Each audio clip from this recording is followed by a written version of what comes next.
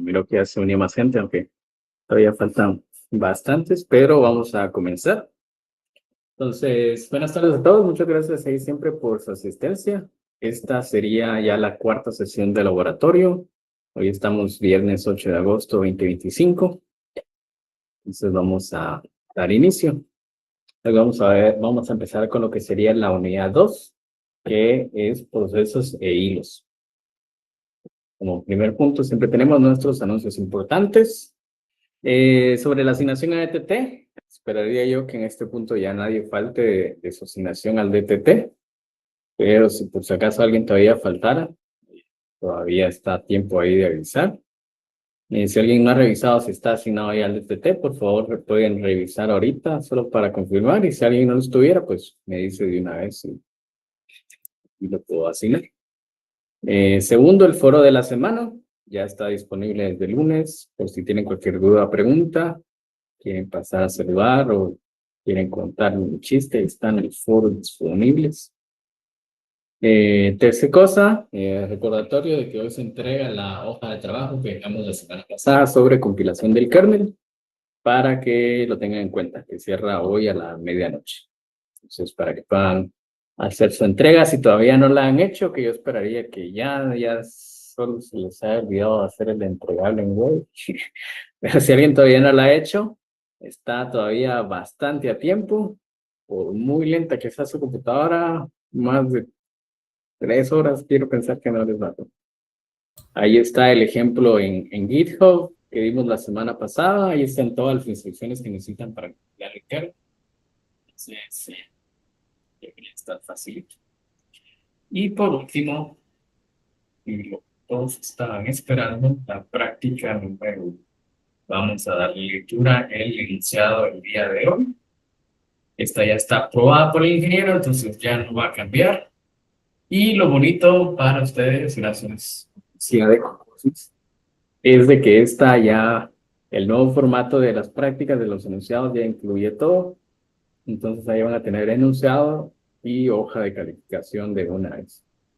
Pero eso lo vamos a ver de último, así que vamos a entrar primero de lleno a los temas. Le vamos a dar un poco rapidito porque sí hay que abarcar bastante contenido. Luego el ejemplo que no está largo, pero para que leemos lectura a la práctica y todo quede así bien claro. Entonces, si alguien tiene alguna duda o pregunta antes de que comencemos. Una inquietud por ahí. Aunque no le aparezca asignación en DTT todavía. ¿Todo bien? ¿Todo excelente? Basta bien. Entonces, esta es la agenda del contenido teórico para el día de hoy. Vamos a ver primero lo que son procesos y gestión de procesos, estados de procesos y sus transiciones, bloques de control de procesos, el PCB, y una pequeña introducción. Ahí los estoy dando aquí en la oficina, por eso, bueno, se viene el fondo de la oficina. Ando aquí de la oficina dando la cosa. Entonces, vamos a empezar. Primero, hablando de las competencias que vamos a desarrollar el día de hoy, esto, como les venía diciendo anteriormente, son competencias que el estudiante de ingeniería en sistema desarrolla a lo largo de la carrera, y estas son las que nosotros pues vamos a estar enfocándonos el día de hoy con los temas, que sería entender el marco de referencia, estructura lógica general de un sistema operativo que le permita la utilización, análisis y diseño de sistemas operativos, desarrollar e implementar nuevos sistemas operativos y modificar funcionalidades de sistemas operativos existentes. O sea que cuando ustedes se gradúan tienen que poder crear su propio sistema operativo, ¿no? ¿Para qué estudiar? Entonces, pues esos son. Ya cumplimos con Proposis. Next. Entonces, gestión de procesos. Primero vamos a hablar sobre lo que es un programa. Creo que probablemente todos, no creo que ninguno aquí no sepa lo que es un programa o no tenga una buena idea de lo que es un programa. Aquí hay un pequeño video que no vamos a ver, pero ahí está muy bien por si alguien tiene curiosidad después. Entonces, vamos a hablar primero de lo que de las características de un programa. De un proceso, perdón. Dice que todo proceso, sin importar el sistema operativo, debe de tener las siguientes características fundamentales: ID de proceso, ID de grupo de proceso, ID de usuario e ID de grupo. También vamos a tener lo que es un ambiente, un environment y un directorio de trabajo. Un proceso también proporciona un espacio de direcciones común y recursos comunes del sistema. Estamos hablando de descriptores de archivos, secciones de señal, bibliotecas compartidas, herramientas de comunicación entre procesos, colas, mensajes, packs, semáforos, etc. Y entonces, un proceso y un programa no son lo mismo. A veces tal vez por la forma en la que hablamos o nos expresamos, podamos llegar en algún punto a usarlos como sinónimos, pero realmente no lo son. Dice que un proceso eh, es una instancia en ejecución de un programa. Entonces, cuando ejecutamos un programa, el sistema operativo crea un proceso que incluye cargar el programa en memoria, ejecutarlo y gestionar sus recursos. Por verlo con alguna analogía, es muy similar a como cuando nosotros creamos una clase en Java, por ejemplo. Cuando nosotros creamos una clase, no es que esa clase se ejecute ni nada por sí sola. Primero tenemos que instanciarla, crear un nuevo objeto de ese tipo. Entonces, en esta analogía, el programa sería la clase y el proceso sería la instancia de esa clase. Entonces, simplemente para aclarar que no son términos que se puedan usar como sinónimos, son diferentes. También hablamos acá un poco sobre características o atributos fundamentales. ¿Por qué fundamentales? Porque cualquier sistema operativo con el que nosotros nos vayamos a topar, estamos hablando de Windows, un macOS, un Linux, el que sea, todos van a tener esta información y podemos verla ya sea en el administrador de tareas de Windows, de Linux o de Mac, que todos van a tener su ID de proceso, de grupo, de usuario, su entorno y directorio de trabajo. Todos lo van a tener siempre, por eso lo llamamos fundamentales. Entonces dice que cuando un programa se carga en la memoria y se convierte en un proceso, o sea que se instanció, se puede dividir en 4 secciones, que sería la pila o el stack, el montón o el heap, en texto y datos. Dice que el stack es una estructura de datos que almacena información sobre las rutinas activas de un programa de computadora y se utiliza como espacio temporal para el proceso.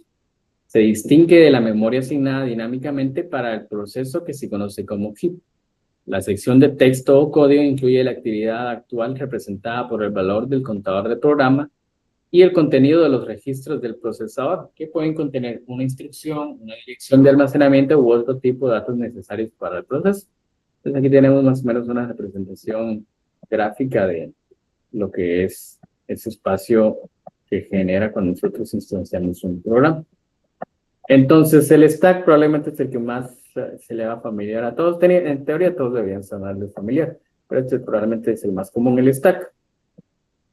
Entonces, ahí es básicamente donde se va almacenando en tiempo de ejecución toda la información con la que trabaja nuestro programa. Luego tenemos el heap, que esta es como ya la asignación dinámica de memoria durante la ejecución del programa. Entonces, digamos que a diferencia de cómo funciona el stack o la pila, la memoria se va liberando de manera automática. Cuando, digamos, si nosotros llamamos a una función y retorna, pues ahí de manera automática liberamos esos recursos que reservábamos durante ese momento. Entonces, en cambio, en el heap, la memoria, pues nosotros explícitamente tenemos que liberar. A menos, claro, de que exista algún tipo de sistema automático como es Java o C# que tienen un recolector de basura automático. Luego tenemos la sección de data. Tenemos aquí la sección de data. Que esta sección básicamente se almacenan variables globales o estáticas que hayamos definido durante la creación del programa. Y también tenemos la parte de text, o que también se le conoce como la parte de código, que esa es la que directamente tiene pues las partes o contiene el código ejecutable de nuestro programa.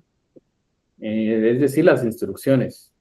Ya cuando nosotros compilamos el programa, ese binario que se crea y que se carga a la memoria cuando lo ejecutamos, pues se carga justamente en esa parte del texto o el código. Entonces, dice que puede haber varias instancias de un solo programa y cada instancia de ese programa de ejecución es un proceso. Cada proceso tiene un espacio de direcciones y memoria independiente, lo que significa que un proceso se ejecuta de forma independiente y está aislado de otros procesos. Es decir, no pueden acceder directamente a datos compartidos en otros procesos.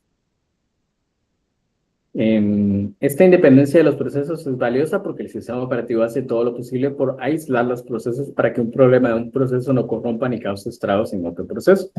Y tenemos aquí justamente una pequeña imagen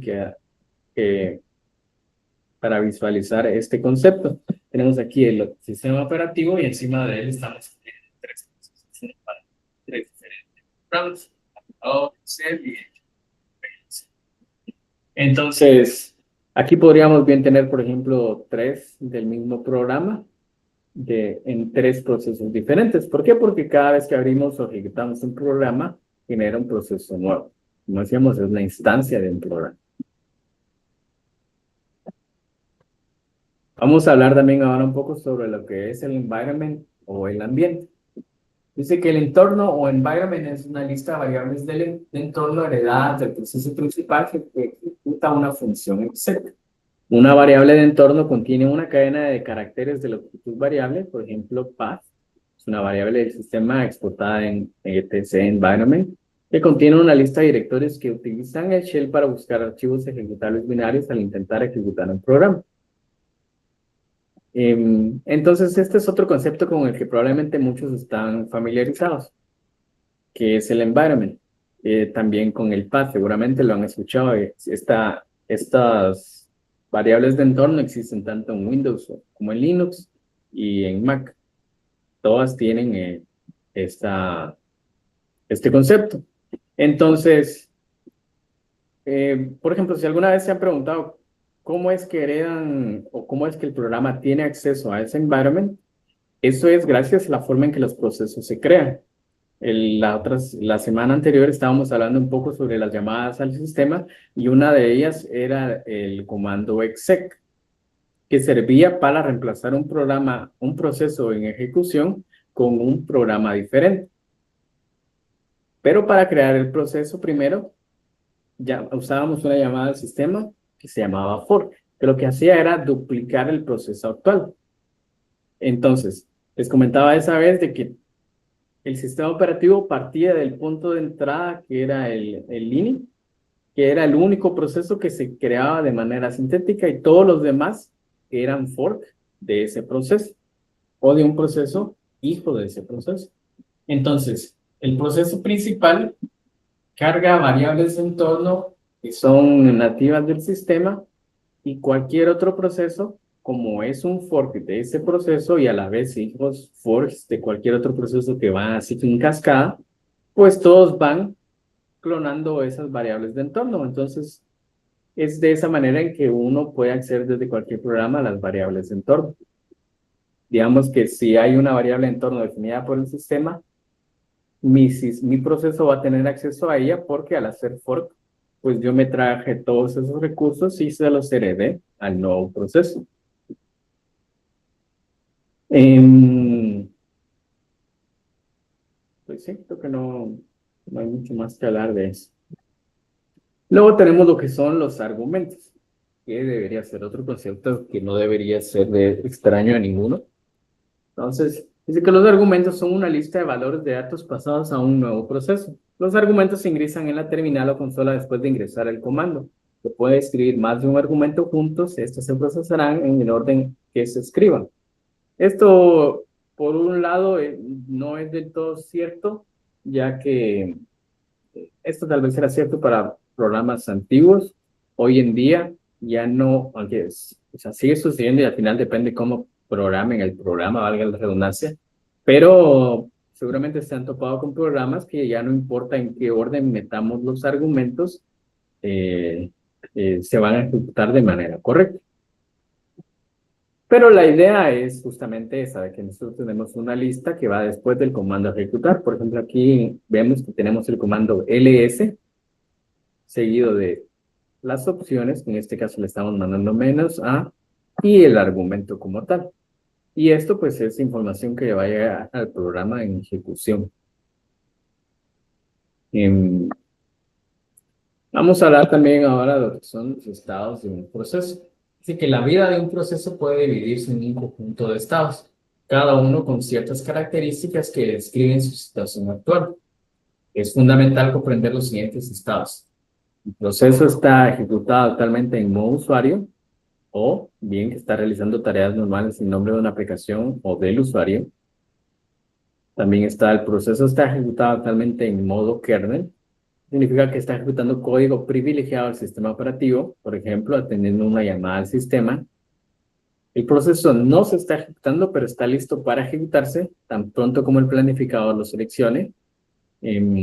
Aquí es donde la mayoría de procesos se va a encontrar. Dice que puede haber muchos en este estado y el algoritmo de planificación decide cuál se ejecutará a continuación. Y por último tenemos el proceso está durmiendo. Y si un proceso se pone a dormir cuando no puede continuar ejecutándose por ejemplo, cuando espera una operación de entrada y salida que finalice. De hecho, creo que hay más. Sí. También tenemos el proceso está listo para ejecutarse, pero el swapper o el proceso cero debe cargar en la memoria principal antes de que el kernel pueda programarlo para ejecutarse. También tenemos que el proceso está dormido y el swapper lo ha intercambiado, que hizo un swap, a almacenamiento secundario para liberar espacio en la memoria principal para otros procesos. El proceso está regresando del modo kernel al modo usuario, pero el kernel lo interrumpe, preemption, y realiza un cambio de contexto, context switch, para programar otro proceso. La diferencia entre ese estado y el estado 3, listo para ejecutarse, se explica más adelante. Así que el proceso ha sido recién creado y está en un estado de transición. Esto significa que el proceso existe, pero aún no está listo para ejecutarse ni está dormido. Está en estado inicial para todos los procesos excepto el proceso cero. El proceso ejecutó la llamada al sistema exit y está en estado zombie. Dice que el proceso ya no existe, pero deja un registro con su código de salida y estadísticas de tiempo para que su proceso padre la recoja. El estado zombie es el estado final de un, al menos uno que terminó de manera natural, digamos, con la función o la llamada al sistema. Entonces tenemos aquí una pequeña nota. Dice, dado que un procesador solo puede ejecutar un proceso a la vez, a lo sumo, uno puede estar en los estados 1, modo usuario, o 2, modo kernel, simultáneamente. Estos dos estados corresponden a dos modos de ejecución del procesador. Esto obviamente estamos haciendo referencia a procesadores de un solo núcleo, pero la idea es de que la cantidad de núcleos que tenga un procesador es la misma cantidad de procesos que puede ejecutar de manera simultánea. Entonces, si mi procesador tiene dos núcleos, significa que dos programas, o dos, mejor dicho, dos procesos a lo sumo pueden estar en estados 1, 2. No pueden haber más. Obviamente el procesador lo hace así tan rápido que un montón pasan por ese estado, pero si yo pudiera pausar absolutamente la ejecución de mi sistema operativo y ver cuántos están en estado 1 o 2, debería haber la misma cantidad que núcleos yo tenga en mi computadora. Y luego, pues acá tenemos otra aclaración más detallada sobre cada uno de los estados. Dice que el proceso ha sido creado recientemente por una llamada al sistema, pero no está listo para ejecutarse.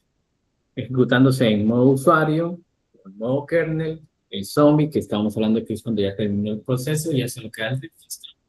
El preempted o interrumpido, listo para ejecutar, ya cargado en memoria y listo para ejecutar, pero que no está en memoria, está en el almacenamiento secundario, que es cuando ocurre, digamos que si el proceso fue enviado al swap, bueno, la siguiente vez que el procesador lo quiera mandar a ejecutar o continuar su ejecución, va a ocurrir un fallo de página y vamos a tener que regresar esa información del almacenamiento secundario a la memoria RAM. Tenemos dormido o intercambiado y dormido en memoria. No sé si alguien tiene alguna duda hasta acá. ¿Todo claro? ¿Todo bien? ¿Todo les suena familiar? La parte de 2000 les llama la atención. Bueno, sigamos. Entonces ahora tenemos el PCB, el Process Control Block. Dice que un bloque de control de procesos funciona como una representación del núcleo de un proceso. lo que permite al sistema operativo gestionarlo y controlarlo eficientemente. Conocido a menudo como PCB o estructura de tareas, es una estructura de datos que sirve como almacenamiento central de la información sobre un proceso. La creación de un proceso siempre acompaña a la asignación de memoria para su task struct, y esta estructura contiene toda la información relevante.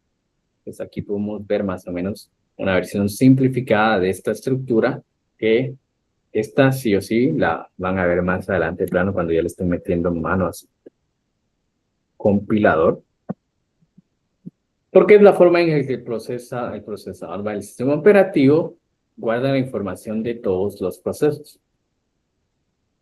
Esto es una definición que ya existe y está ahí en el kernel de Linux.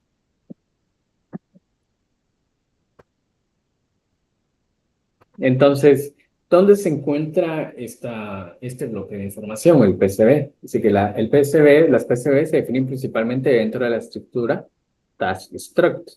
Cada PCB es una instancia de esta estructura cuyos campos almacenan información específica del proceso, como estado, registros y detalles de gestión de memoria.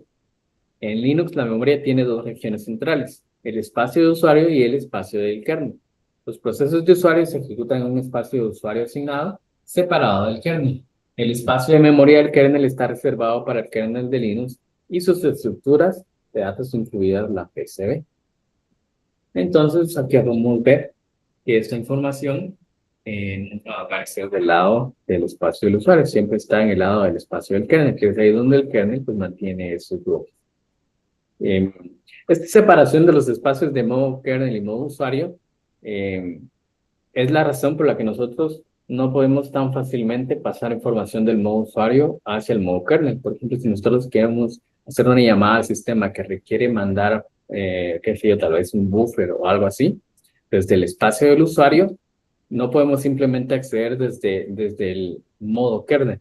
Primero tenemos que llamar a una función que ya existe en el kernel, que lo que hace es que copia del espacio del usuario al espacio del kernel. Y entonces ahí ya lo podemos empezar a manipular. Pero es justamente por esa separación que existe, una separación necesaria. Entonces, vamos a pasar ahora a lo que sería la introducción al tema de hilos. Esta va a ser solamente una introducción, más adelante en la siguiente clase vamos a entrar un poco más a detalle. Entonces, ¿qué son los hilos o threads? Dice que un hilo de ejecución es la secuencia más pequeña de instrucciones que un programador puede gestionar de forma independiente.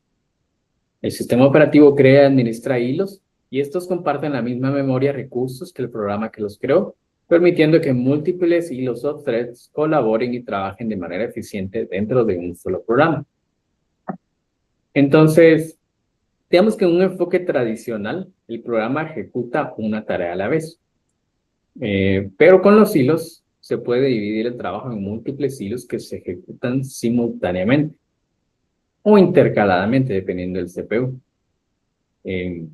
Entonces, ventajas de esto, obviamente vamos a aprovechar los recursos como si tenemos un CPU de varios núcleos, pero las desventajas es que surge una complejidad adicional al tener que coordinar esos hilos. También depende un poco de qué es lo que hace nuestro programa, pero en general, si vamos a llegar al punto de necesitar hilos, pues vamos a necesitar una forma de coordinarlos y sincronizarlos.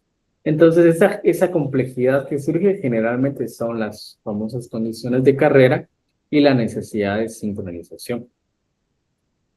Entonces, digamos que antes, cuando solo existían procesos de un solo proceso, las CPUs de un solo núcleo, estamos hablando de mucho tiempo antes, entonces tal vez no tuvieron computadoras de esas ya, todo era secuencial, dependía de eventos y de interrupciones. Cuando había un evento del mouse, por ejemplo, el CPU sabía que debía darle prioridad a actualizar dónde estaba ubicado el cursor y luego seguir con todo lo demás. Entonces a veces la máquina se trababa, se moría, pero el mouse se seguía moviendo porque tenía una alta prioridad. Porque como solo podía ejecutar una cosa a la vez, pues se tenía que encargar de que el mouse se moviera, si no se iba a ver todo raro. Entonces, pues esa es la idea de los hilos. Entonces, Ahora la siguiente comparación sería, ¿es lo mismo un proceso que un hilo? Pues si se dieron cuenta, ya, de hecho la presentación anterior decía que no son los mismos. Entonces, el hilo es en realidad algo que existe dentro de un proceso. Entonces dice que en sistemas operativos modernos, tanto los procesos como los hilos son unidades de ejecución, pero se diferencian en el nivel de aislamiento, recursos que manejan y su costo de creación y cambio de contexto. Entonces, estábamos hablando antes de que un proceso es una instancia de un programa y está aislada del resto de procesos. Los hilos no. Los hilos existen dentro del proceso, o sea, comparten sus recursos, pero también comparten ese mismo espacio con el resto de hilos, porque todos existen dentro de los recursos del mismo proceso. Entonces, evidentemente, todos ellos van a tener los mismos, acceso a los mismos recursos y los van a compartir en esencia. Entonces, si un hilo cambia algo, cualquier otro hilo que intente ver esa información va a ver la información actualizada porque otro hilo lo cambió. Y esa información existe dentro del mismo proceso. Entonces, aquí vemos, incluso en el diagrama, que tenemos un programa que tiene varios procesos y un proceso tiene varios o uno solo, dependiendo cuántos crea.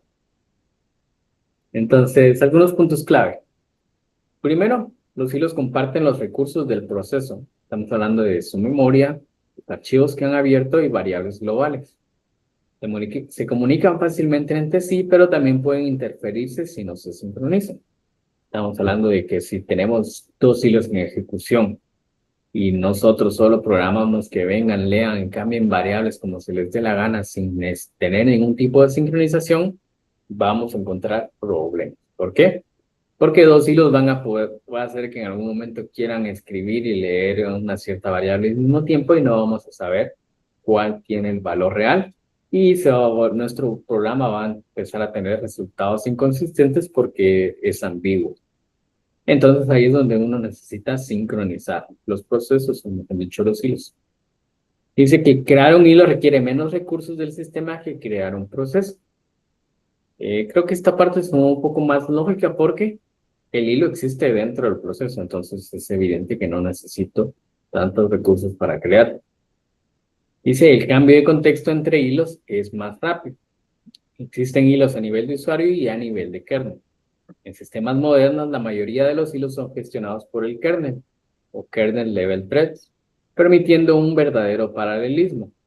Pero algunos lenguajes también manejan hilos de usuario o user level threads o green threads, más ligeros pero con menos integración con el sistema operativo.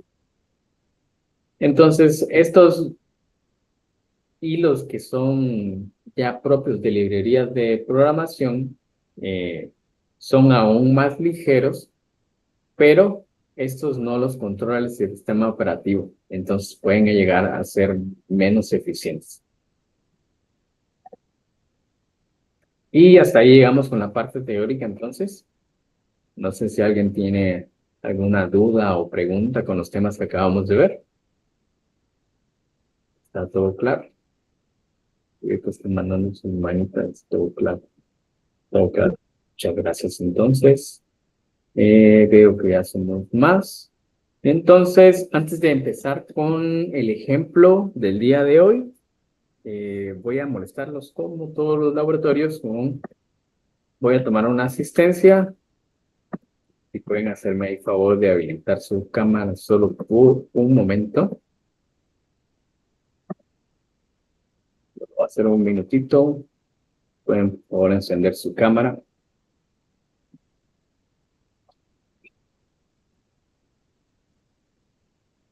Y muchas gracias a los que ya la encendieron. Pueden encenderla a los demás ahí. Les agradeceré un montón. Y solo un par más ahí que enciendo. Ok.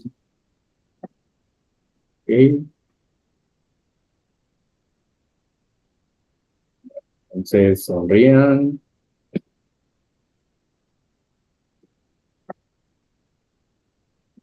Y ya estuvo. Muchas gracias. Ya pueden apagar. Muy bien. Entonces, Les decía, vamos a pasar al ejercicio del día de hoy, el ejercicio al ejemplo. Este ya está cargado en GitHub como todos los demás. Pueden encontrar el link ahí en Webby, pero se los voy a mandar también acá por el chat por si quieren ver el código de una vez y hacer cualquier pregunta que les pueda surgir mientras lo vamos haciendo y en el laboratorio.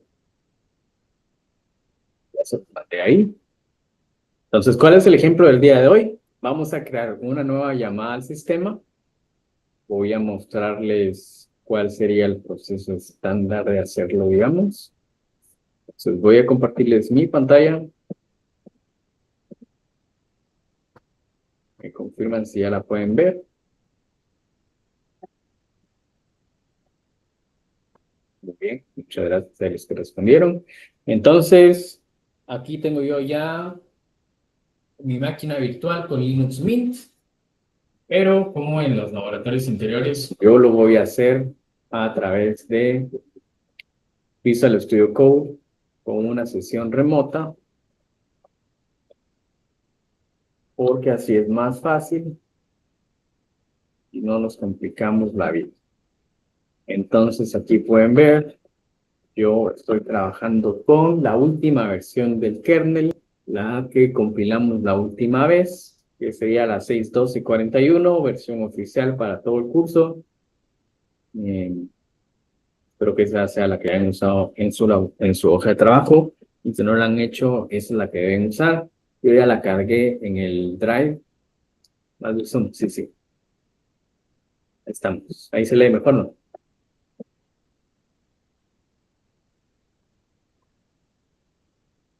Bueno. Entonces les estaba diciendo que yo ya cargué el kernel ahí en la carpeta de Drive que está en Webby, por si alguien todavía no ha hecho la hoja de trabajo, que según yo ya. Pero pues ahí está. Entonces, como les decía, lo que vamos a hacer hoy es agregar una nueva llamada al sistema, al kernel. Entonces, yo ya tengo aquí cargado lo que son los archivos de mi kernel. Este solo está compilado, no tiene ninguna modificación todavía, entonces vamos a hacerlo todo desde cero. Entonces, para agregar una nueva llamada al sistema, que en este caso esta no va a hacer nada, simplemente va a escribir un mensaje, va a enviar un mensaje de nivel de severidad de información y nos va a regresar un número que vamos a usar solo para confirmar que la llamada al sistema sí está funcionando. Entonces, vamos a empezar primero por hacer la definición. Existen dos formas de definir una nueva llamada al sistema. Está la forma fácil, que es la que les recomiendo, y la forma ya más antigua, que era como inicialmente se creaban las llamadas al sistema. Entonces, vamos a irnos primero a la carpeta de include. Aquí vamos a buscar la carpeta que se llama Linux. Y aquí pues tenemos básicamente el include. Aquí es donde están definidas todos los headers de nuestro código. Aquí están todas las definiciones, o sea, los archivos headers.hdc. Y aquí nosotros vamos a venir y vamos a crear este nuevo archivo que se va a llamar syscalls.h.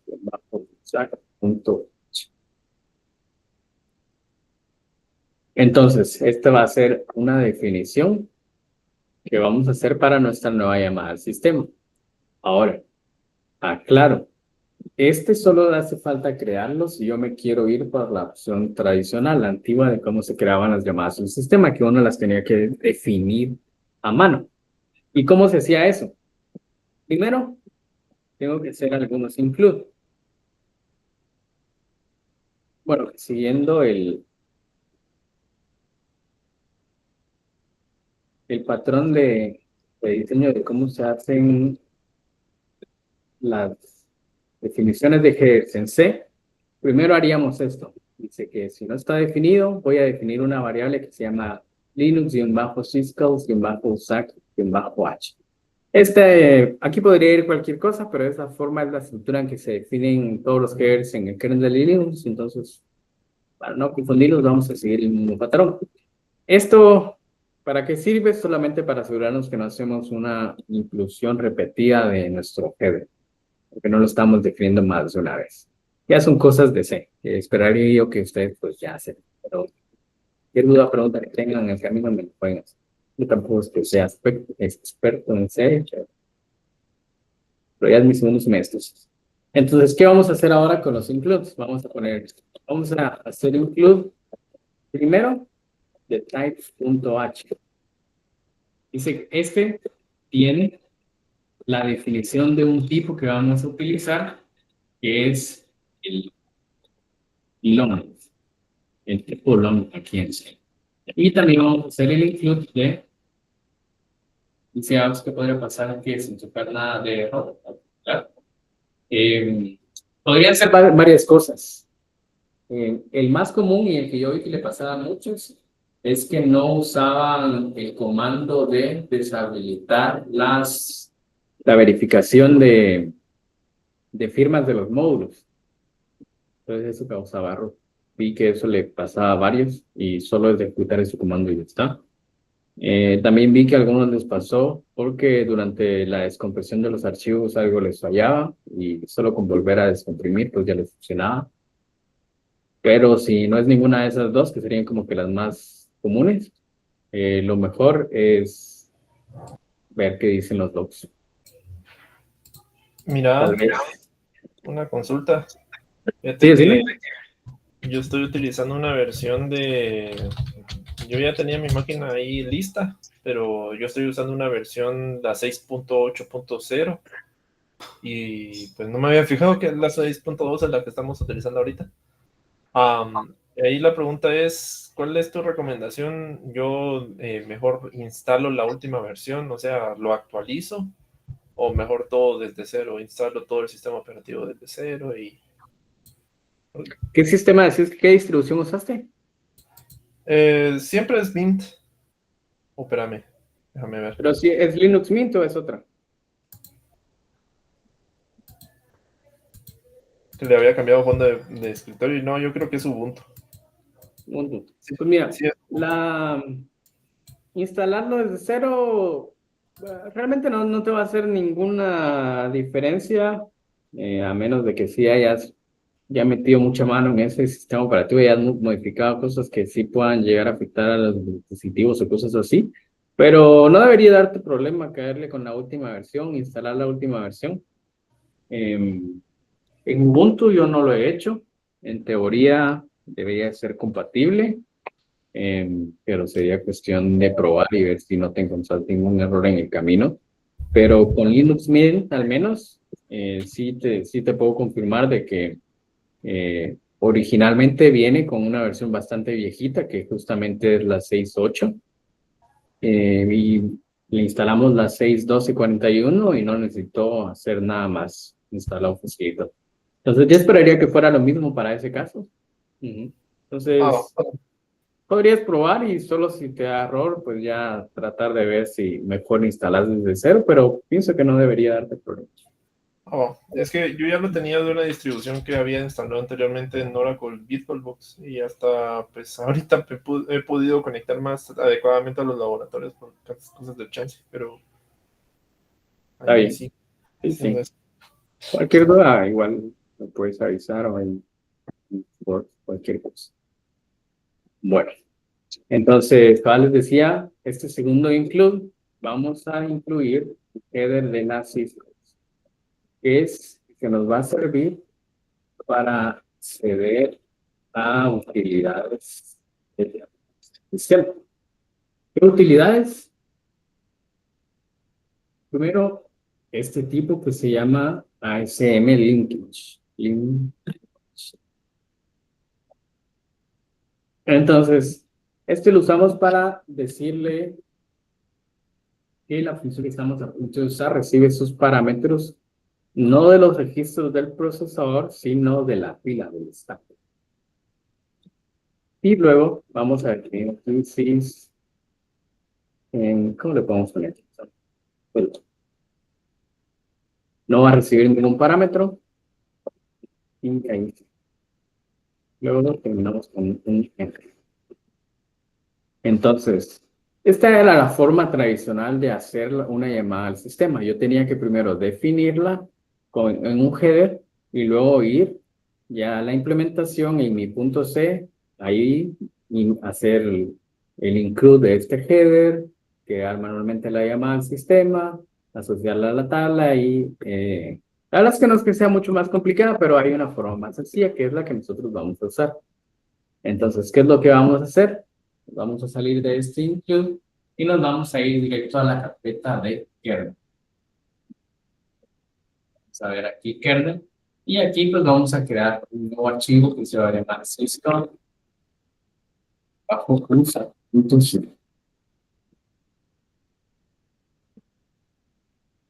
Entonces, ¿qué vamos a necesitar acá? Siempre un include.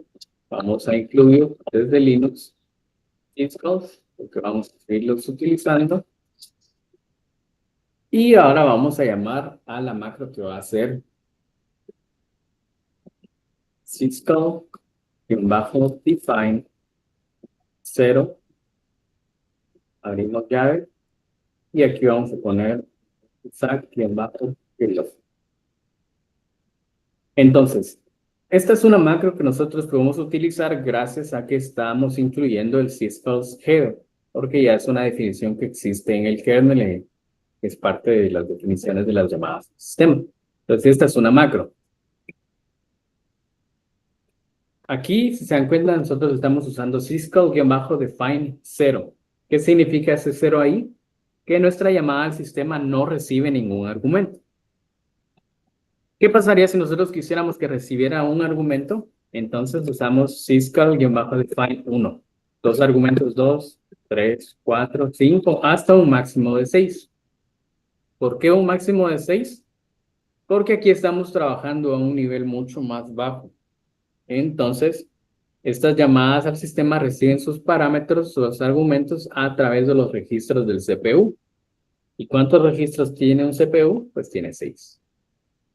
Si están en esta clase, significa que ya pasaron por aquí, entonces esperaría yo que ya sepan qué es un registro.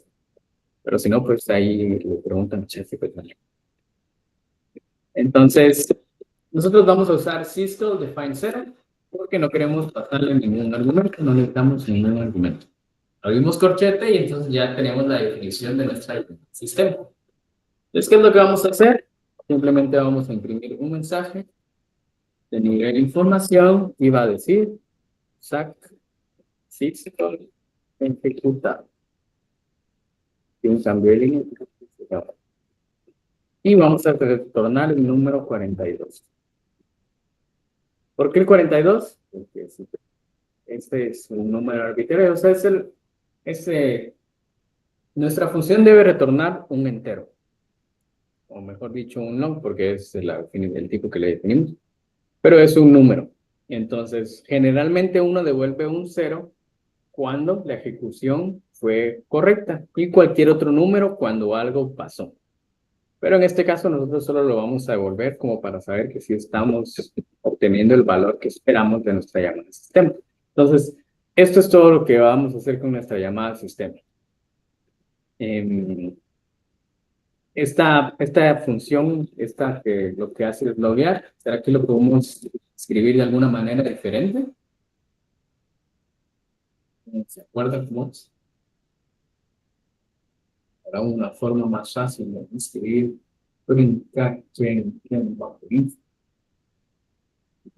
Pues sí, ya existe lo que es una macro directamente para eso, que era lo que estamos viendo el otro día, que es pr-info.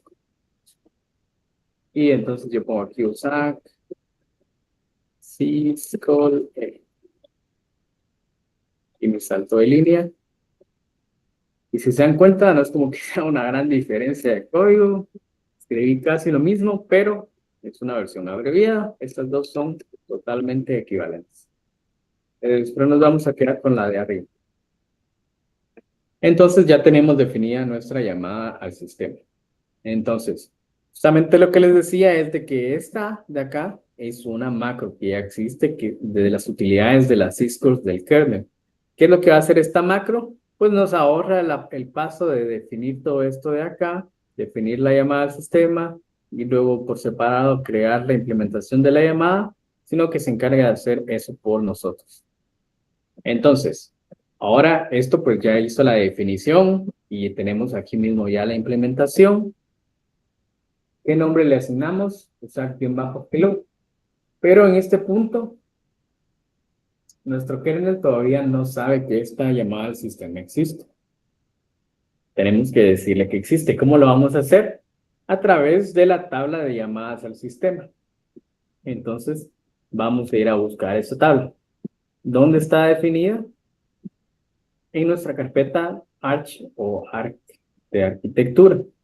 Vamos a ir a buscar la carpeta x86-64, no, x86, la carpeta Enterprise, la carpeta Cisco, y aquí vamos a encontrar dos archivos. Uno dice Cisco-32 y Cisco-64.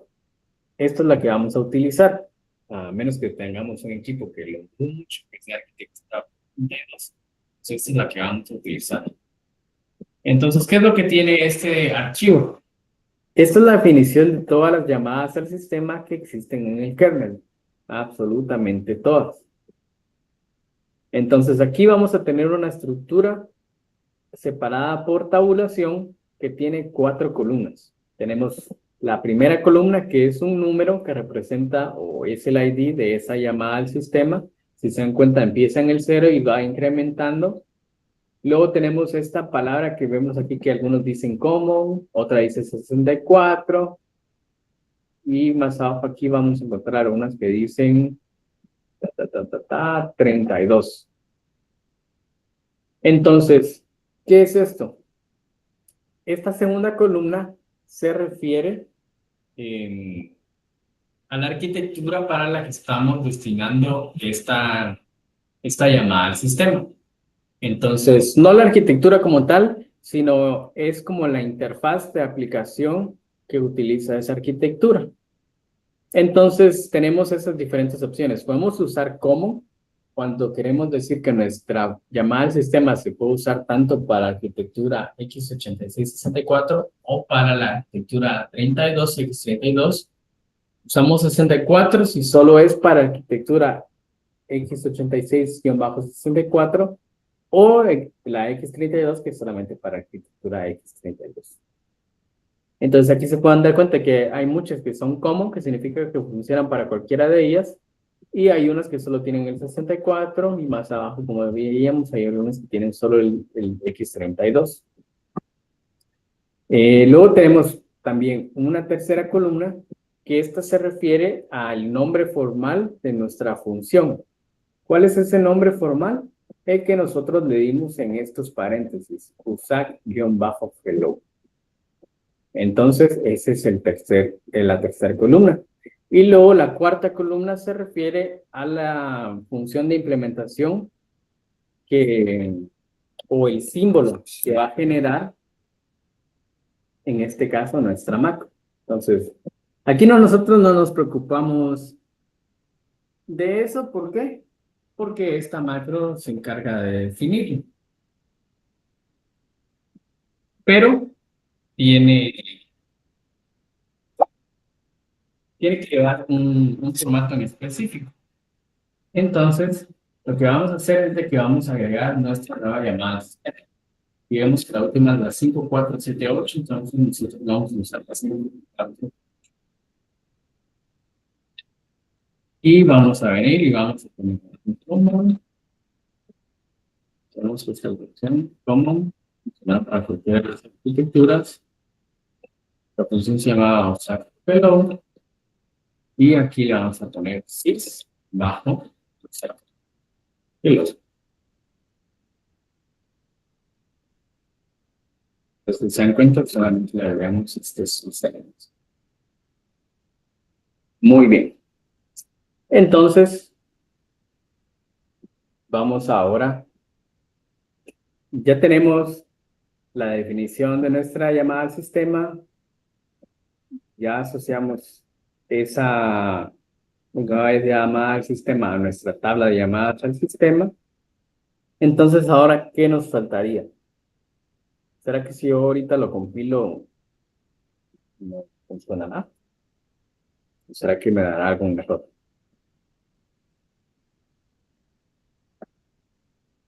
Pues no nos vamos a poner a esperar ahí la media hora que probablemente se tardaría en compilar, pero no nos daría ningún error, pero tampoco nos funcionaría. ¿Por qué?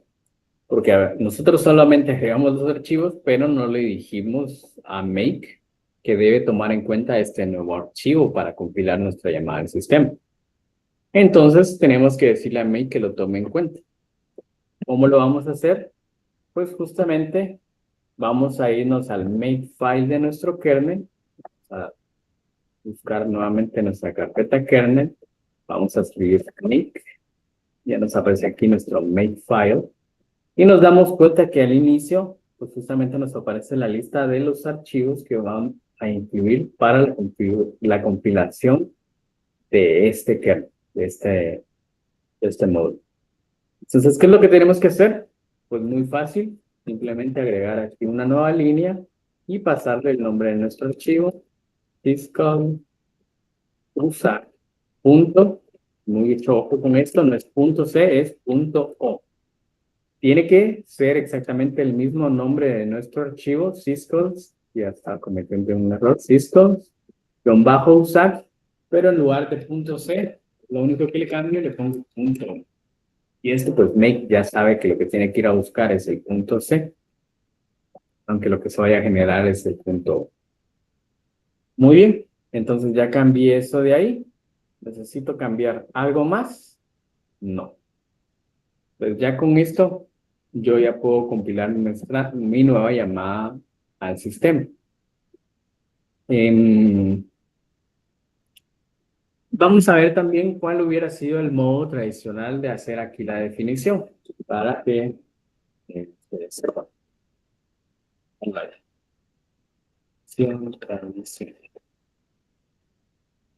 Entonces, ¿cómo hubiéramos tenido que hacerlo en ese caso? Y de hecho, en el ejemplo de que ya está subido en GitHub, ahí está bastante comentado, esperaría que no quedara bastante claro. Entonces, en lugar de usar la macro, venimos y tenemos que incluir el que habíamos creado antes. Linux-syscalls.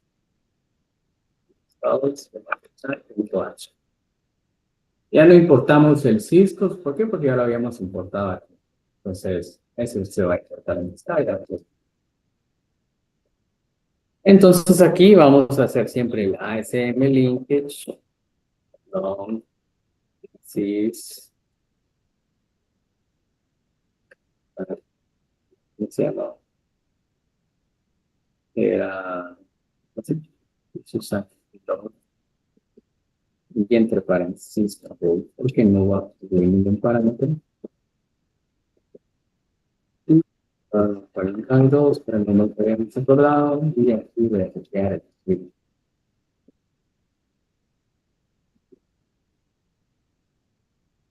Muy bien. Entonces, si se dan cuenta, no es muy diferente a lo que hicimos acá. Cambios principales de aquí, nosotros estamos definiendo a mano la implementación de toda la función. Se dan cuenta, pues prácticamente la misma estructura que usamos acá, porque este es el head, es la definición de la función que vamos a implementar. Así que es prácticamente lo mismo. Ahora, aquí hay un detalle, y esto lo dejé yo así a propósito. Si yo intentara compilar ahorita esto, vaya, daría error.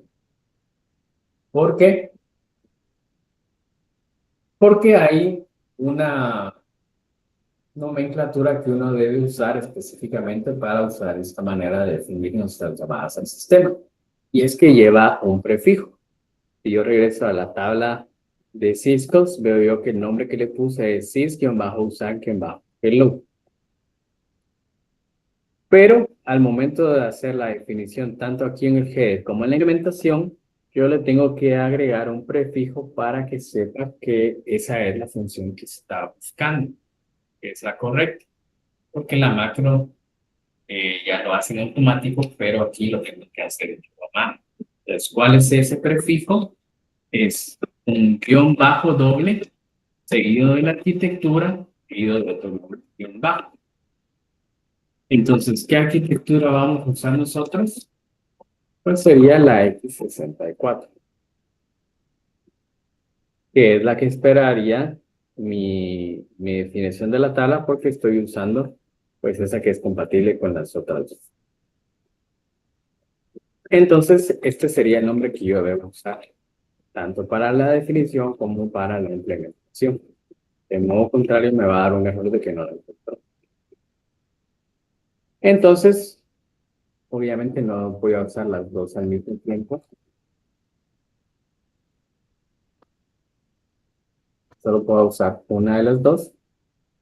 Pero yo obviamente les recomiendo que se vayan por esta opción. ¿Para que nos vamos a complicar? Voy a quitar esto de acá, voy a dejar esto de acá, voy a quitar estos, voy a incluir el header. Bueno, lo voy a incluir y no está en el make, pues no lo va a tomar en cuenta para nada, no me importa que esto se quede acá. Y entonces ya lo puse en mi make, puse mi definición de tabla de syscalls y lo hice la implementación directamente. Entonces, con todo esto, pues yo ya debería poder venir y hacer la compilación del kernel nuevamente. Y pues ya debería funcionar. Pues lo voy a dar. Y vamos a ver ahí que empieza. No vamos a dejar que compile completamente, pero vamos a ver que no nos dé ningún error desde el inicio. Si para la forma que recomendaste, entonces no creamos el archivo .h, solo el .c. Es correcto. Entonces, los menciono porque el semestre pasado yo miraba que muchos tenían los dos, o sea, usaban la macro syscall define, pero también tenían el punto header, entonces que estaba ahí por gusto realmente, porque no servía para nada. Entonces no es necesario. Ahora, si yo veo que ustedes tienen el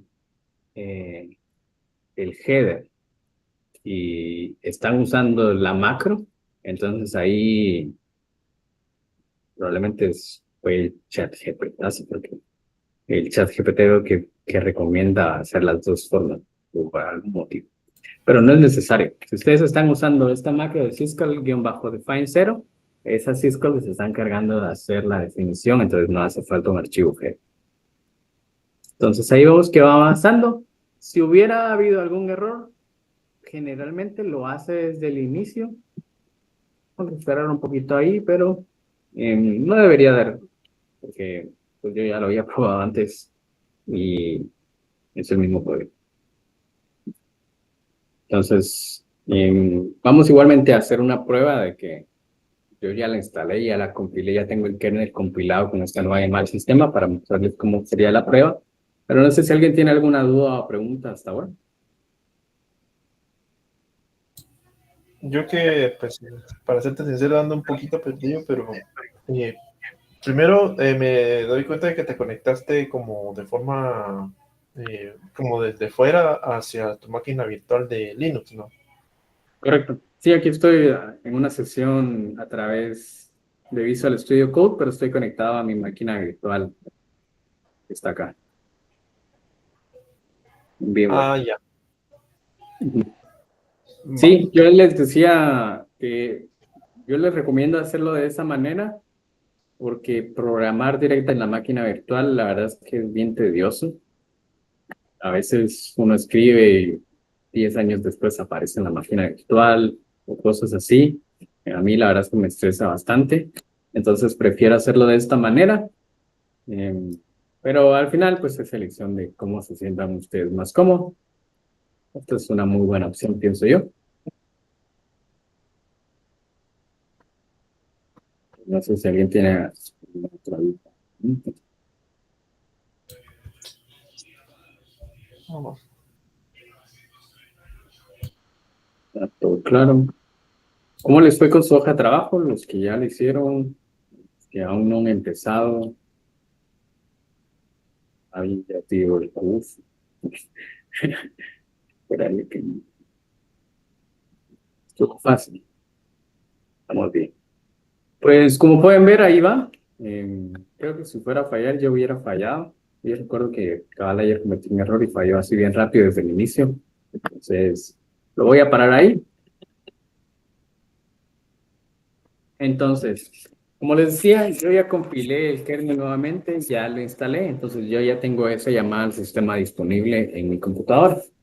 Entonces, ¿cómo puedo yo probar que esa llamada está funcionando correctamente? Pues voy a crear un programa de prueba que simplemente llame a esa llamada al sistema. Entonces, ¿qué es lo que vamos a hacer? Vamos a crear aquí una pues, punto C. Y aquí lo único que tenemos que hacer es, pues, este es un programa de ser típico. Este con main, entero, no sé, hacer aquí unos include, solo para poder hacer la impresión de los logs. Y bien el header del assistant para poder usar la llamada sistema como tal. Entonces, primero, aquí podemos hacer la definición, por ejemplo, yo puedo hacer aquí un file, o usar sys load, que sea el 548. O puedo usarlo directamente en mi llamada de función. Yo prefiero hacerlo así para saber qué llamada al sistema estoy utilizando. Entonces, si se dan cuenta, este 548 hace referencia al ID que yo le coloqué a mi llamada al sistema acá. Si esta fuera una diferente, la 549, 550, cualquiera que sea, o si yo quiero llamar cualquiera de estas que ya existen acá, por ejemplo, que ya existen librerías estándares para no tener que andarse memorizando los IDs. Pero en mi caso, como no, obviamente esas librerías no conocen mi nueva llamada al sistema, pues yo lo que le paso es el ID de mi llamada, que es el 548. Entonces vengo yo, voy a crear una nueva variable del tipo long, voy a llamar resultado y voy a llamar a esta función syscall. Esta función la puedo usar gracias a que estoy incluyendo las utilidades de syscall y esta recibe el parámetro que sería mi ID de llamada, que sería esta de acá. Aquí le estoy pasando prácticamente un 548. Es decir, esto va a ejecutar mi llamada al sistema y me va a devolver el long, valor long, es un número que devuelve mi llamada al sistema. Está bien escrito. O sea, es él dice. Ah, está mal. Bueno, aquí no importa porque es una variable local que yo estoy definiendo, pero sí.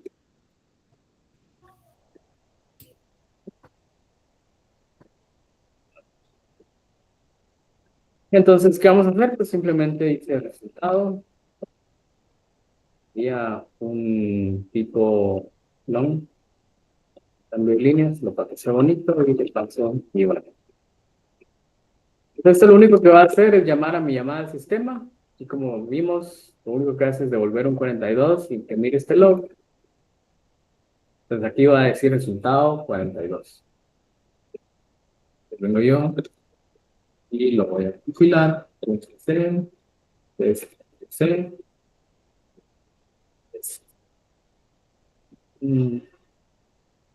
ahí, no, sí. Dice, falló. ¿Qué falló?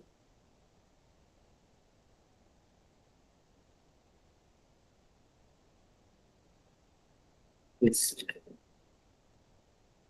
es,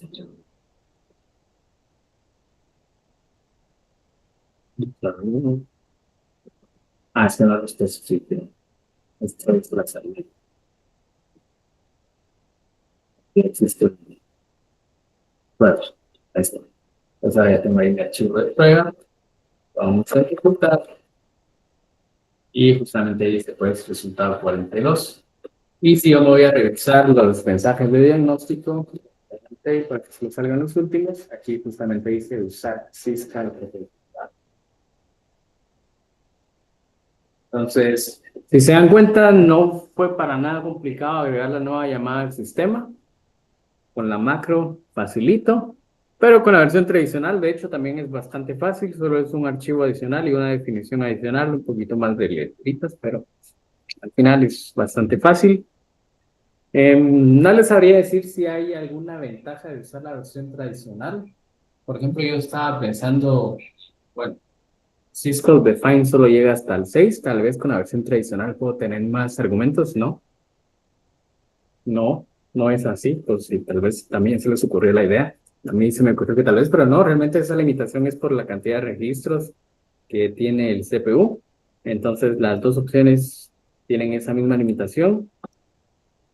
¿Habrá alguna ventaja? Tal vez sí, pero al menos yo no he encontrado cuál sea. Entonces, mi recomendación es váyanse por la forma más fácil, que es usar la Mac, Cisco Define. Si se hay una duda, hay una forma de probar la Cisco antes de terminar todo el internet. Sí y no. Justamente yo les mencionaba el otro día de que algo que pueden hacer es escribir el código de su llamada al sistema en un módulo de kernel. Que con un módulo de kernel, pues compilan el módulo, lo cargan sin tener que compilar todo el kernel y la prueban ahí de una vez. ¿Para qué les va a servir eso? Primero, para ver que su código pues, esté bien. El compilador de C, pues no les va a dejar pasar si no. Segundo, pues deberían poder ejecutar totalmente su función ahí, en el módulo de kernel, porque el módulo de kernel pues, es lo mismo que una llamada al sistema, pero solamente con la diferencia que se carga en tiempo de función. Entonces, pues esa sería la forma más fácil de probar. Compilar solo esa parte de kernel de Linux también se puede en teoría, pero pues para qué se va a complicar la vida en ese sentido.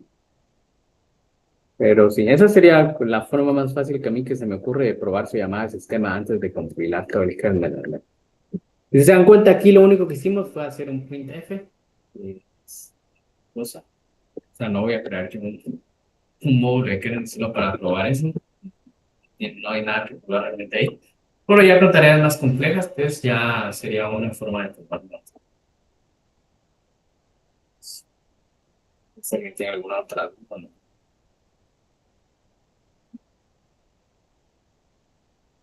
Está todo claro, todo ready.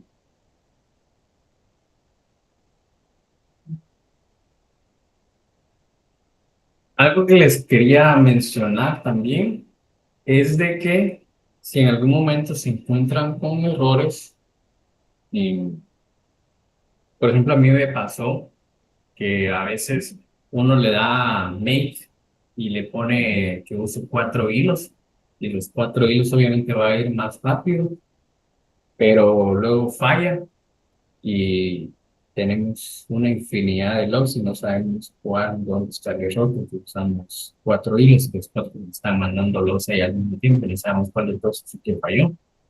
Entonces, lo mejor ahí es revisar el archivo de log y buscar ahí dónde fue que falló. Es lo más fácil, para que no se pongan a buscar entre todas las terminal porque va a estar muy difícil que lo encuentren. A veces sí, a veces va a ser lo último exactamente que parece, pero a veces va a pasar de que saber cuál de todos los 4 hilos de compilación falló y vamos a tener una infinidad de logs y ese no sirve, entonces me puedo ir a buscar el archivo de log directamente y me control F en esta script. Pero pues, son cosas que se van a ir a dar cuenta y con sí. Si alguien tiene alguna duda o pregunta de ese, porque si no, pues vamos a darle lectura a lo que sería la práctica 1.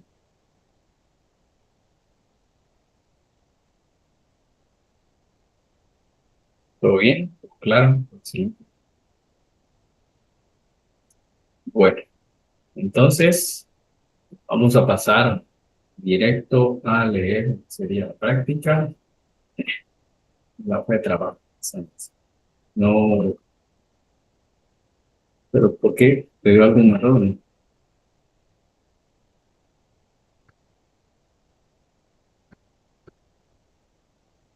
Además, dando error compilar, no entiendo por qué. Bueno, pues si no lo has hecho, el make por defecto no genera todos los logs. Entonces, por ejemplo, yo les había mostrado este comando que es excelente, que era free root, make-4. Entonces, esto genera algunos logs, pero no son todos. Ustedes quieren ver los logs de los errores, tienen que habilitarle el modo verbose. Que lo logran haciendo eso. Igualado. Con agregarle esto, pues ya me aparece.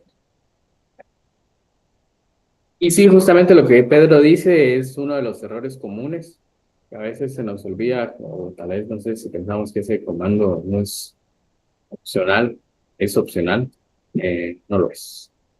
Puede causar que truene la compilación. Entonces, cabal probar, habilitarle lo del boss y revisar los logs. Bueno, entonces voy a mostrarles ahora, voy a compartirles lo que sería la práctica 1.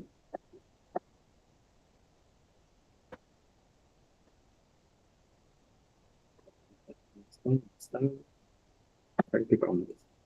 Dice out. Para hacer la práctica usamos el kernel que modificamos con la tarea. Iniciamos con el sí, sí, justamente el resto de prácticas y el proyecto lo van a hacer modificando el kernel que ustedes ya tienen compilado, que sería la versión 6.12.41 que compilaron para la prueba de trabajo. Obviamente, si alguien no la hizo, pues va a tener que hacerlo desde cero, ¿verdad? Va a tener de hecho, de por sí crear una nueva llamada al sistema, van a tener que compilar el kernel, entonces, pues si no lo habían hecho, ahí lo van a tener que hacer. Pero pueden seguir con esa misma versión. Y es la que vamos a usar entre esto y esto. Muy bien, entonces aquí tengo yo ya, me imagino que ya están viendo mi pantalla. Tenemos la primera práctica que se llama llamadas al sistema, introducción al kernel de Linux. ¿Cuánto vale esta práctica? 10 puntos, horas aproximadas que debería tomarle para hacerla, 15 horas. Eso sí se pone en vivo en su movimiento. También depende de su punto. Entonces, tenemos las competencias. Esto es un poco de lo que ya habíamos leído al inicio de la clase. Dice, el estudiante comprende la estructura fundamental de un sistema operativo mediante el análisis del código fuente del kernel Linux para comprender cómo este gestiona y administra programas de usuario. Y el estudiante explica la historia de GNU Linux usando puntos clave en el desarrollo del mismo para entender su origen y popularidad como sistema operativo libre. ¿Cuáles son nuestros objetivos? Comprender la estructura y funcionamiento básico del kernel Linux a través de la implementación práctica de llamadas al sistema. Los específicos serían, primero, analizar el código fuente del kernel de Linux para identificar áreas claves y su funcionamiento, crear nuevas llamadas al sistema con funcionalidades básicas para obtener la información y estado del sistema operativo, y por último, entender la importancia y utilidad de las llamadas al sistema en la interacción entre el usuario y el kernel. Entonces, tenemos aquí el enunciado, dice, en esta práctica el estudiante debe implementar 3 nuevas llamadas al sistema dentro del kernel de Linux, que permitan realizar acciones directas relacionadas con la interacción con el entorno gráfico del sistema, específicamente con el puntero, el teclado y la pantalla. A diferencia de soluciones basadas en bibliotecas o interfaces de espacio de usuario, estas llamadas al sistema operan directamente desde el espacio del kernel, otorgando control completo sobre los eventos de entrada y consulta de propiedades del entorno gráfico.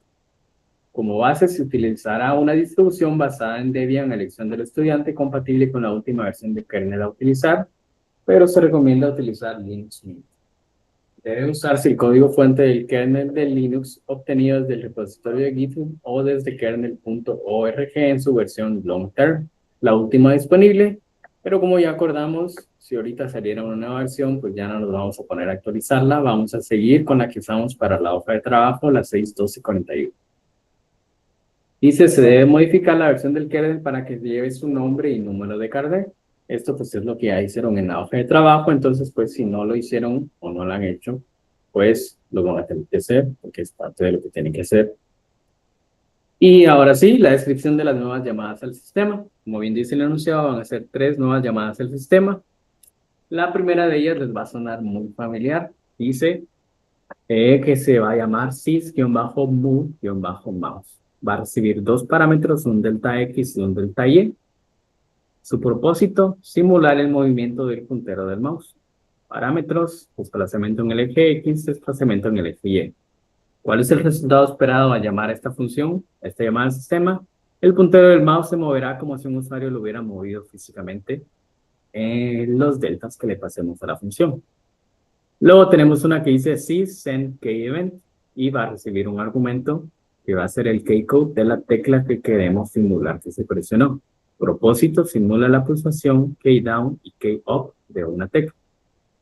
¿Qué parámetros recibe? Simplemente un keycode, que es la tecla de enviar. Por ejemplo, el key A, que sería el valor 30. O sea, la tecla A, su keycode es 30. ¿Cuál es el resultado esperado? Pues que se simula un evento de teclado que pueda ser recibido por aplicaciones gráficas o de consola. O sea, que si yo mando a llamar esa llamada al sistema, pues te va a escribir la tecla que yo le mando. Y por último, la tercera, sys-get-screen-resolution. Y esta va a recibir 2. Y aquí, cuidado, porque no recibe 2 valores, sino que recibe 2 punteros, uno de ancho y uno de alto, width y height. Propósito, obtiene la resolución actual de la pantalla principal. Parámetros, un puntero de width y uno de height, donde se almacenará el resultado. Entonces, ¿qué es lo que yo espero que obtener al llamar esta función de llamada al sistema? Pues los punteros usados para width y para height van a tener el valor correspondiente a la resolución de pantalla actual. Entonces, esas son las nuevas llamadas al sistema que se tienen que crear. Y ahora la documentación. Dice, trabajar con el kernel es algo complejo y difícil de entender si no se tiene el conocimiento adecuado. Es por eso por lo que se solicita que escriba un informe detallado que documente los pasos seguidos durante la práctica, así como los problemas con los que se encontró o que observó que son comunes y las soluciones encontradas, al menos 3. Es importante que para esta documentación proporcione fragmentos de códigos y explicaciones para las modificaciones al kernel y la implementación de las llamadas al sistema. Entonces, ¿qué es lo que tienen que hacer ustedes en esta documentación? Pues, más o menos documentar no paso a paso, no tiene que ser literalmente cada cosita que hicieron, pero sí a grandes rasgos los pasos que ustedes tomaron para poder crear las nuevas llamadas al sistema y compilar el kernel. También, al menos 3 problemas que se encontraron durante pues la elaboración de la práctica. Por ejemplo, hay algunos compañeros que estaban diciendo que se encontraban con algún error, pues documentar ese error y cómo lo solucionaron. Idealmente que agreguen partes de código, por ejemplo, mostrar el error que tenían, el código original, la modificación que hicieron, cómo supieron que era ese error, por ejemplo, si se tuvieron que ir a leer alguna documentación, pues pegar el link de esa documentación, o cómo supieron cuál era el error y cómo lo corrigieron. Entonces, al menos 3. Entregables. Dice que van a entregar código fuente únicamente de los archivos del kernel modificados por el estudiante, respetando la estructura de los directorios.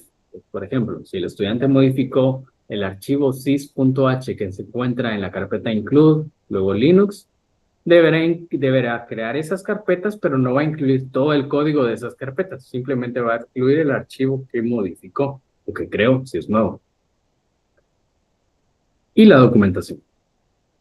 Entonces, otra cosa importante, la práctica de los proyectos los vamos a trabajar a través de GitLab. ¿Por qué lo hacemos a través de GitLab? Porque el ingeniero pues ya trae este proyecto de modificar el kernel de Linux desde hace varios semestres. Entonces él ya tiene un repositorio donde están las prácticas y proyectos de otros estudiantes que han hecho sus modificaciones. Y entonces ustedes van a también subir ahí. Entonces, ¿qué es lo que van a hacer?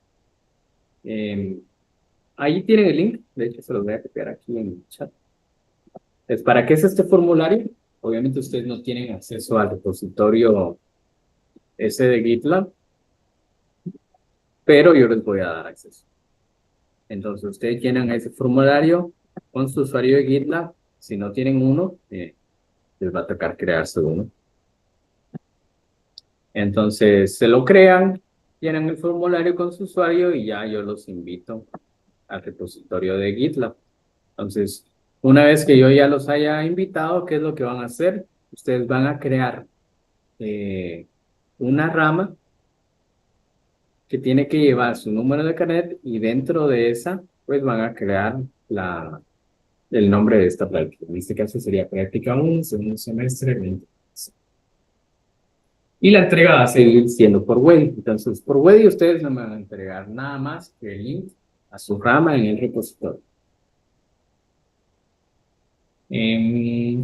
Aquí mucho ojo con eso de andar trabajando con el repositorio.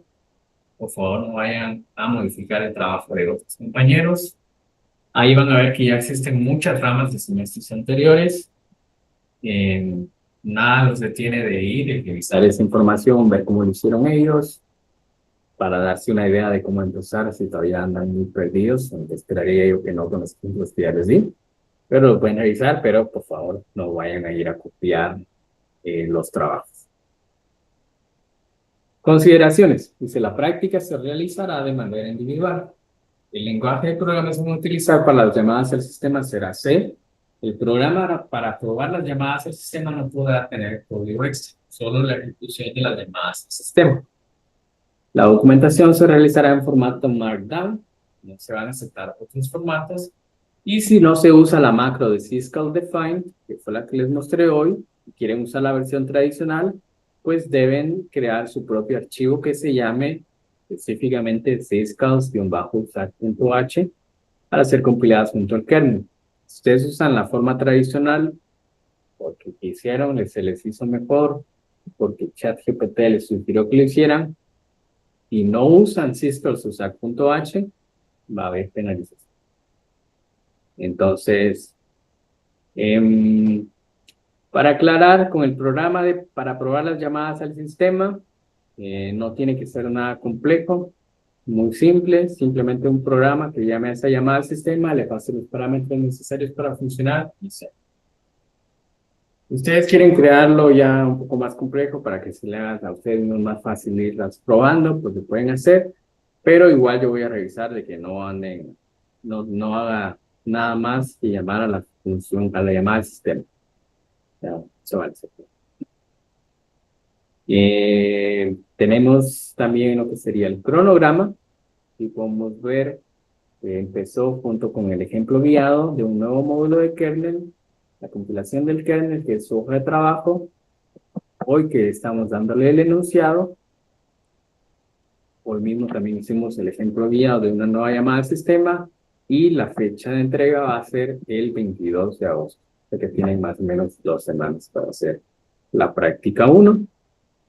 De una vez les adelanto, aquí no lo puse porque podría llegar a variar, pero lo más seguro es que vaya a hacer la calificación el 23 de agosto, o sea, al día siguiente de la entrega. Por si no lo recuerdan, las calificaciones de laboratorio son presenciales porque es un laboratorio en modalidad híbrida. Entonces, ese día tendrían que llegar a la universidad. En su momento, pues ya yo les voy a habilitar los horarios para que se anoten y todo. También decirles dónde va a ser la calificación. Y pues ya para que ustedes con tiempo se puedan preparar. Pero casi seguro que va a ser ese día, el 23. Entonces, para que lo tomen en cuenta y se vayan preparando. Disculpa. ¿Y a qué hora sería más o menos la calificación? ¿A qué horas comenzaría?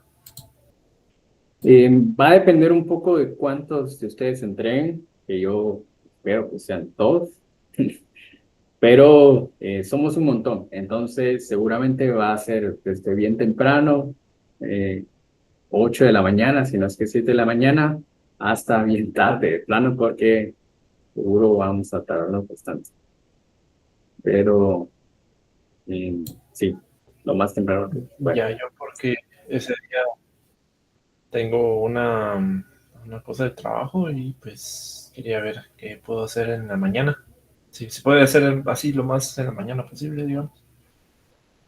Y ya cuando se liberen los horarios, pues ahí tratar de anotarte más temprano. Pero sí, yo calculo que por la cantidad que somos, pues sí van a ser un montón. También depende cuántos finalmente realicen realmente la práctica, pero yo siento que van a ser bastantes. Entonces, sí, seguramente va a ser bien temprano. Pero ya cuando habilitemos los horarios y si no te quedan bien, pues tal vez como ver todavía ahí como tal vez llego yo más temprano. Pero sí, digo que tal vez ya la otra semana les confirmo eso. Gracias. Entonces, seguramente notaron que este ya es el nuevo formato propuesto por COSIS y otra de las ventajas que tiene, como les decía, es que este ya incluye la hoja de calificación de una vez. Entonces, aquí ya ustedes ya saben cómo se va a calificar. Entonces, tenemos aquí separado en una, dos, tres, cuatro categorías. La primera sería configuración de entorno, instalación de distribución base. Aquí con que ustedes hayan instalado una distribución basada en Debian, ya tienen nombre de versión del kernel. Esto es lo que tenían que hacer en su hoja de trabajo. Les modifica la versión del kernel para que incluya el nombre y número de carnet del estudiante. 2.5 puntos más de Agretis ahí. Versión del kernel, que ustedes hayan usado la versión 6.12.41, que era la que dijimos que es la última versión al momento de realizar la hoja de trabajo. Solo con haber seguido usando esa versión, haber usado la correcta, ya tienen 5 puntos, o sea, 10 puntos casi de gratis. Luego, bueno, que serían las llamadas al sistema. Primero, modificación de tablas para agregar la nueva syscall y uso de syscall usac.h solo se aplica, o sea, si ustedes usaron la versión tradicional. Si no, esa no cuenta, pero sí que hayan agregado obviamente la implementación y agregado la nueva línea en la tabla de syscall. 5 puntos. Luego la primera syscall, que es para obtener la resolución de pantalla, se va a calificar primero, obviamente, que la syscall esté registrada. En syscall USAC solo se aplica en el syscall table, el código es funcional y hace lo que debería hacer, o sea, devuelve la resolución de pantalla. 20 puntos. Syscall mover mouse. La misma información que esté registrada. En Syscall solo se aplica, en Syscall USAC. En Syscall table, el código es funcional y hace lo que se espera, o sea, mover el mouse. 20 puntos. Y por último, la de presionar la tecla, también 20 puntos, mismas restricciones, que esté registrada, que funcione y hace lo que se espera. Luego tenemos la parte de la documentación, detallar los pasos seguidos, los puntos, fragmentos de código, o sea, incluir en su explicación fragmentos de su código, donde sean relevantes, otros 2 puntos, el reporte de errores, o sea, los 3 errores que se encontraron durante trabajando la práctica, otros 2 puntos, y por último, la parte de preguntas. Esta parte es ligeramente diferente a cómo se había venido trabajando. La razón de que decidimos cambiarlo es por el uso del chat GPT, básicamente. Se los voy a decir así de una vez. La verdad es que ni siquiera en los semestres anteriores, ni yo en este momento me opongo a que ustedes usen ChatGPT. Obviamente lo van a usar, probablemente sea su punto de partida para empezarle a preguntar cómo hacer, pero por favor, no solamente copien y peguen el código. Probablemente les vaya a funcionar, pero traten de evitar solo copiar y pegar, traten de entender lo que hacen. Si el ChatGPT les dice, sí, usate esta función, pues pregúntenle esa función de dónde viene, por qué existe, entiendan su código. Porque en estas preguntas ya no van a ser preguntas sobre la clase, temas que hemos visto en clase, que generalmente se venía haciendo. Si se dan cuenta, ahora valen más, 8 puntos cada pregunta, y dice el usuario entiende y responde correctamente dudas sobre su código. O sea, yo les voy a preguntar, mira, esto de acá, explícamelo, y si no me lo pueden explicar, pues perdieron sus puntos. Entonces son 2 preguntas de ese tipo, 8 puntos cada uno, y todo sumado para un total de 100 puntos que equivalen a los 10 puntos de la práctica. Luego tenemos los valores, que esto seguramente ya lo han visto si ya les dejaron alguna otra práctica o si no. Pues son los valores que nosotros esperamos que se desarrollen durante la práctica. Esto ya es cosa que viene de cajón con el nuevo método de COCOSIS.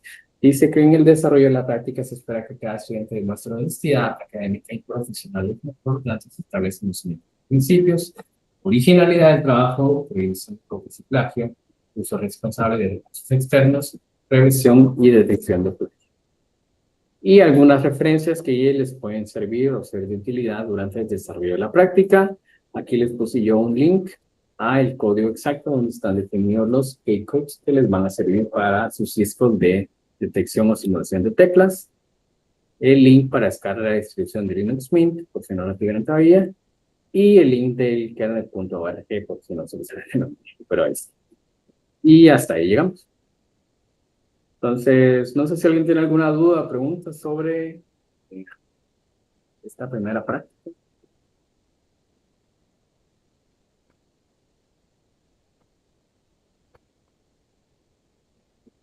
Todo claro, todo está bien.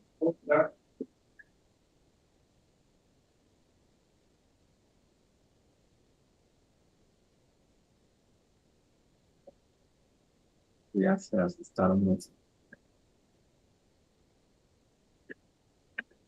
¿Cuál es más difícil de las tres? Cisco. Pues miren, yo prácticamente ya les di la de mover el mouse, solo que yo lo hice en un módulo de kernel. Ustedes lo tienen que convertir a una Cisco. Entonces esa esperaría yo que se les haga la más fácil de todas. Entonces probablemente sea la de la tecla, que es la que ustedes iban a tener que planear desde cero. Pero en general pensaría que están bastante fáciles, tienen bastante tiempo, pero por favor no lo dejen para última hora. Casi seguro que se van a topar con muchos errores, que es normal cuando uno empieza a trabajar con el kernel de Linux. Entonces, no lo dejen para última hora, porque compilar el kernel lleva su tiempo. Ejecutar esas syscalls en un eco, en un archivo distinto para cada uno, con un eco, un archivo distinto para cada uno. No puede ser solo con un eco, porque un eco no puede hacer una llamada al sistema. Tiene que ser un programa de C, similar como yo lo hice ahorita, que escribí un test.c. Ahí le hice la llamada al sistema a Cisco, le mandé el ID de mi Cisco y ya, la mandé a llamar. Obviamente ustedes tienen que mandar algunos parámetros adicionales. Perdón. Entonces va a ser ligeramente distinta. Ahí ustedes van a ver cómo es. Les va a tocar investigar esa parte, pero no es muy diferente. Entonces ustedes crean sus programas, su programa, hacen las 3 llamadas con los parámetros necesarios y ya en la calificación pues lo vamos a ejecutar. Como es un programa pequeñito, incluso podemos hacer algunos cambios durante la calificación para cambiar los resultados y ver que funciona bien. Pero si solo es un programa chiquitito, escrito en C. No sé si tienen más dudas o preguntas. ¿Cómo lo ven? Yo pienso que está fácil. Y tienen una casi que regalada.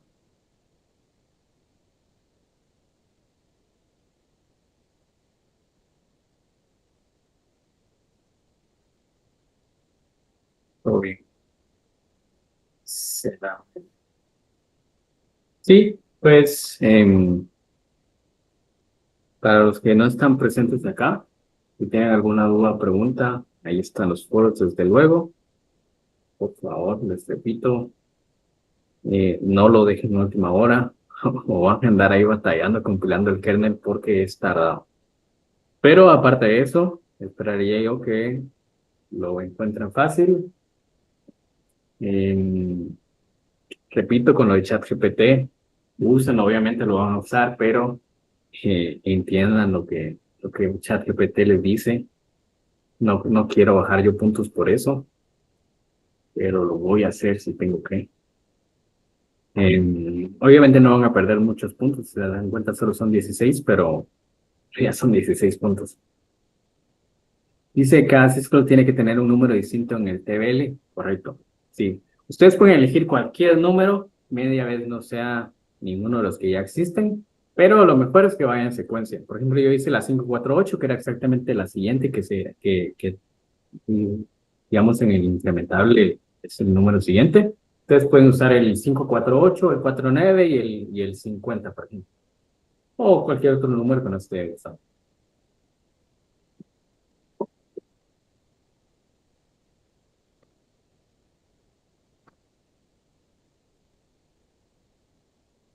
Rama hay que crearla no, la rama la crean a partir del máster, si quieren, y ahí crean su propia carpeta.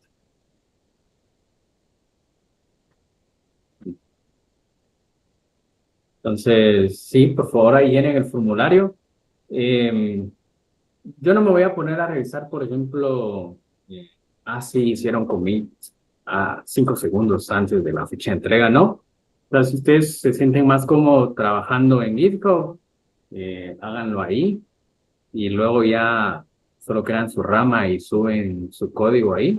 No hay ningún problema, pero la entrega tiene que ser en GitLab. O sea, si tienen que crear su rama, su carpeta y subir su código ahí.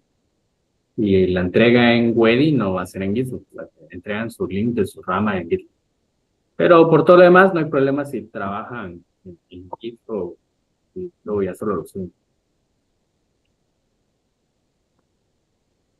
No hace falta que la elimines, porque la carpeta debería llamarse un primer semestre 2025, entonces puedes crear la carpeta de segundo semestre 2025. Pero no hace falta que la elimines o crearla de nuevo para nada. De hecho, creo que ni vas a poder eliminar.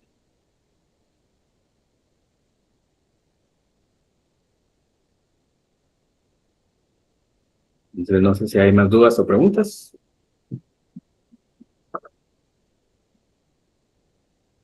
Bueno, si las hubiera, pues ahí está, como siempre, los foros. Pueden escribirme, pero mejor si usan los foros porque a mí me ayuda. Entonces, hasta aquí sería el laboratorio del día de hoy. Y pues pueden ir tranquilos a pasar su fin de semana.